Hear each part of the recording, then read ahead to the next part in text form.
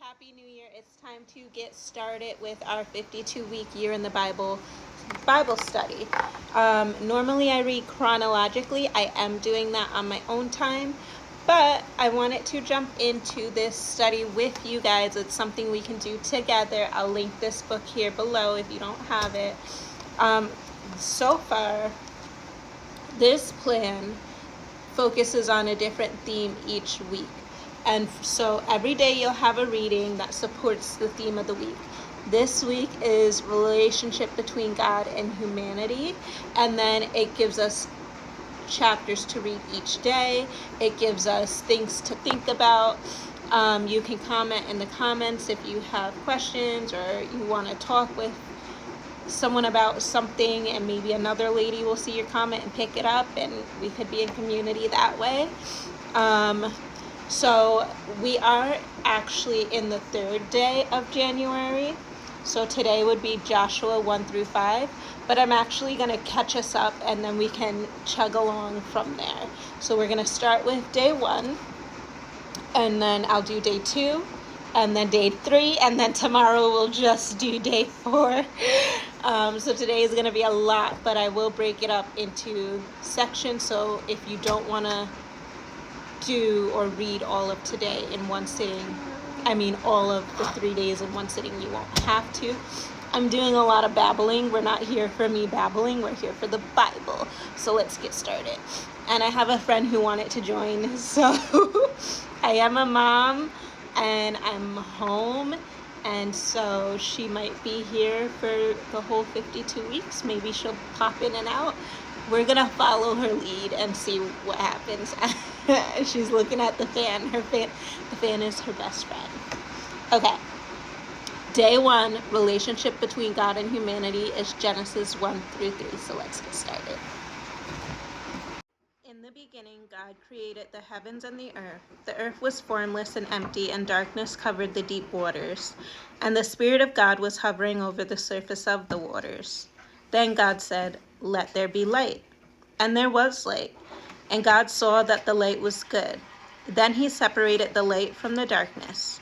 God called the light day and the darkness night. And evening passed and morning came, marking the first day. Then God said, Let there be a space between the waters to separate the waters of heavens from the waters of earth, and to separate the waters of the earth from the waters of heaven. God called the space sky. And evening passed and morning came, marking the second day. Then God said, Let the waters beneath the sky flow together into one place, so dry ground may appear. And that is what happened. God called the dry ground land and the waters seas, and God saw that it was good. Then God said, Let the land sprout with vegetation, every sort of seed-bearing plant, and trees that grow seed-bearing fruit. These seeds will then produce the kinds of plants and trees from which they came. And that is what happened. The land produced vegetation, all sorts of seed-bearing plants and trees with seed-bearing fruit. Their seeds produced plants and trees of the same kind, and God saw that it was good. And evening passed and morning came, marking the third day. Then God said, Let lights appear in the sky to separate the day from the night. Let them be signs to mark the seasons, days, and years. Let these lights in the sky shine down on the earth. And that is what happened. God made 2 great lights, the larger one to govern the day and the smaller one to govern the night. He also made the stars. God set these lights in the sky to light the earth, to govern the day and night, and to separate the lights from the darkness. And God saw that it was good. And evening passed and morning came, marking the 4th day. Then God said, Let the waters swarm with fish and other life. Let the skies be filled with birds of every kind. So God created the sea creatures and every living thing that scurries and swarms in the water, and every sort of bird, each producing offspring of the same kind. And God saw that it was good. Then God blessed them, saying, "Be fruitful and multiply. Let the fish fill the seas, and let the birds multiply on the earth." And evening passed, and morning came, marking the 5th day. Then God said, "Let the earth produce every sort of animal, each producing offspring of the same kind, livestock, small animals that scurry along the ground, and wild animals." And that is what happened. God made all sorts of wild animals, livestock, and small animals, each able to produce offspring of the same kind. And God saw that it was good. Then God said, "Let us make human beings in our image, to be like us. They will reign over the fish in the sea, the birds in the sky, the livestock, all the wild animals on the earth, and the small animals that scurry along the ground." So God created human beings in his own image. In the image of God, he created them. Male and female, he created them. Then God blessed them and said, "Be fruitful and multiply. Fill the earth and govern it. Reign over the fish in the sea, the birds in the sky, and all the animals that scurry along the ground."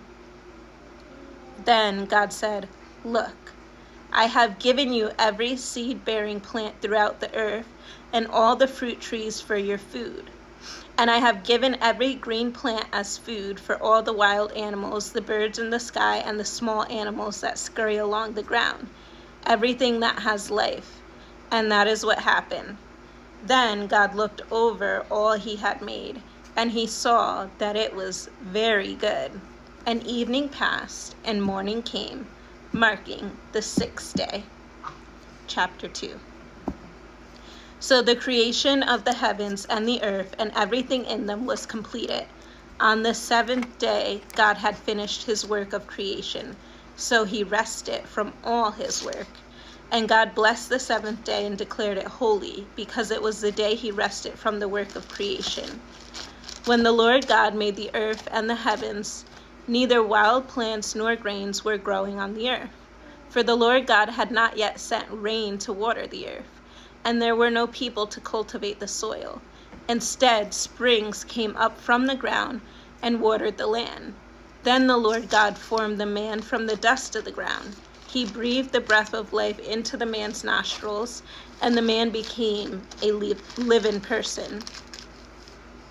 Then the Lord God planted a garden in Eden in the east, and there he placed the man he made. The Lord God made all sorts of trees grow up from the ground, trees that were beautiful and that produced delicious fruit. In the middle of the garden he placed the tree of life and the tree of knowledge of good and evil. A river flowed from the land of Eden, watering the garden and then dividing into 4 branches. The first branch, called the Pishon, flowed around the entire land of Havilah, where gold is found. The gold of that land is exceptionally pure. Aromatic, resin, and onyx stone are also found there.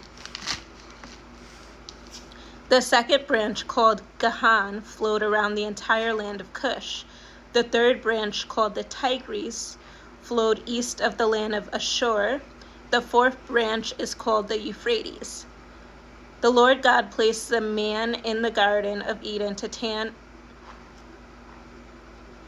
The Lord God placed the man in the Garden of Eden to tend and watch over it.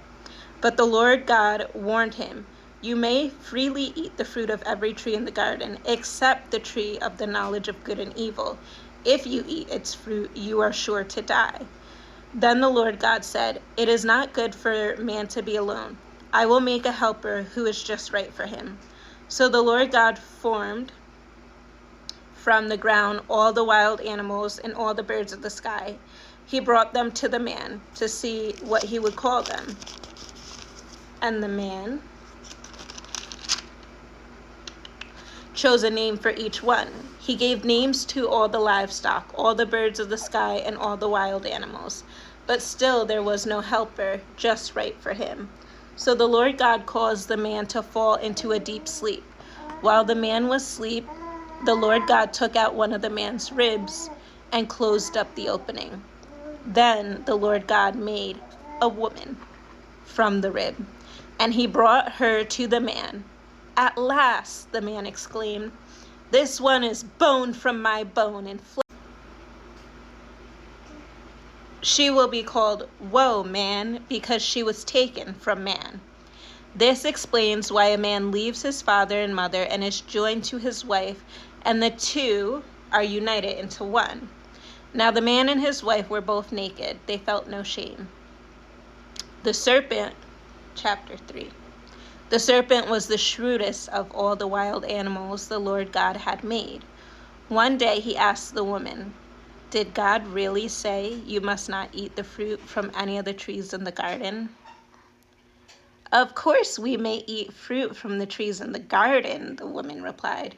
"It's only the fruit from the tree in the middle of the garden that we are not allowed to eat.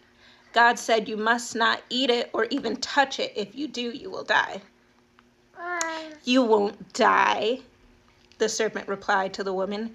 "God knows that your eyes will be opened as soon as you eat it, and you will be like God, knowing both good and evil." The woman was convinced. She saw that the tree was beautiful and its fruit looked delicious, and she wanted the wisdom it would give her.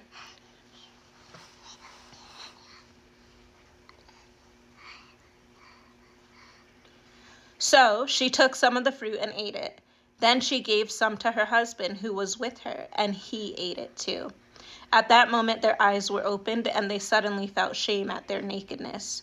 So they sewed fig leaves together to cover themselves. When the cool evening breezes were blowing, the man and his wife heard the Lord God walking in the garden. So they hid from the Lord among the trees. Then the Lord God called to the man, "Where are you?" He replied, "I heard you walking in the garden, so I hid. I was afraid because I was naked." "Who told you you were naked?" the Lord God asked. "Have you eaten from the tree whose fruit I commanded you not to eat?" The man replied, "It was the woman you gave me who gave me the fruit, and I ate it." Then the Lord God asked the woman, "What have you done?" "The serpent deceived me," she replied. "That's why I ate it." Then the Lord God said to the serpent, "Because you have done this, you are cursed. More than all animals, domestic and wild, you will crawl on your belly, groveling in the dust as long as you live. And I will cause hostility between you and the woman, and between your offspring and her offspring. He will strike your head, and you will strike his heel."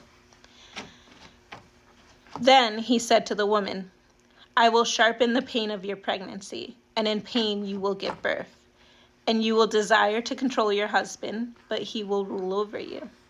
And to the man he said, "Since you listened to your wife and ate from the tree whose fruit I commanded you not to eat, the ground is cursed because of you.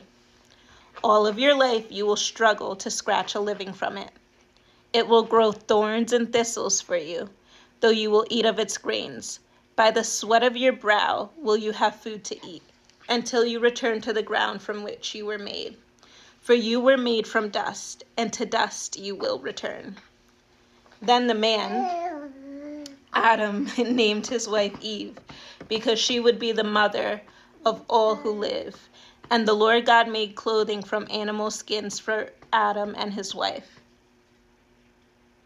Then the Lord God said, "Look, the human beings have become like us, knowing both good and evil.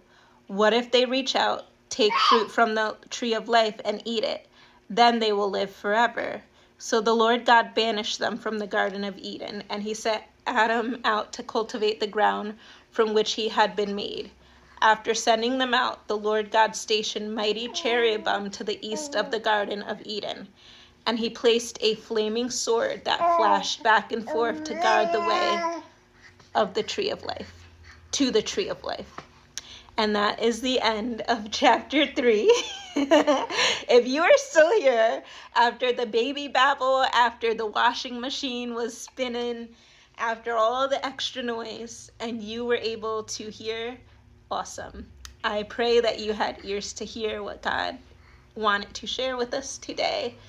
Like I said, this was Genesis 1 through 3, and this is the beginning of relationship between God and humanity. The next chapters that we need to read are Romans 1 and 2. I hope you have a good day.